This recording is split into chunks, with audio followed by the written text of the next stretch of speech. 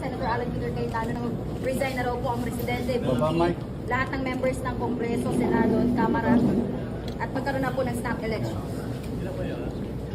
Hindi ko po alam kung gaano sinabi niya. Pero para sa akin, kung bilang minority leader, gusto po natin ng talagang umpisahan natin ng maganda.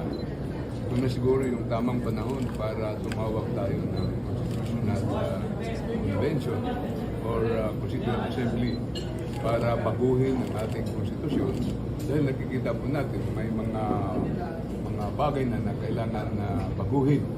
At kung hindi lang ito eleksyon, pero kasama na dito ang genuine electoral reform na kinakailangan ng ating bansa, yung campaign spending, yung ginagasto ng mga politiko. At kailangan po doon siguro tayo, kung baga sa computer, mag-reboot na tayo, simulan natin ng tama. Sir, as it is legal ba yung panawagan ni Senator Cayetano? Wala po kasi yung mga sinasabi niyang suggestion sa Constitution.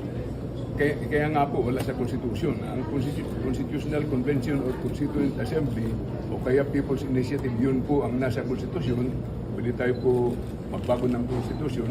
At base po sa magiging bagong Constitution, yun na po ang sundin natin sa pag-elect ng ating mga opisyalis ng gobyerno.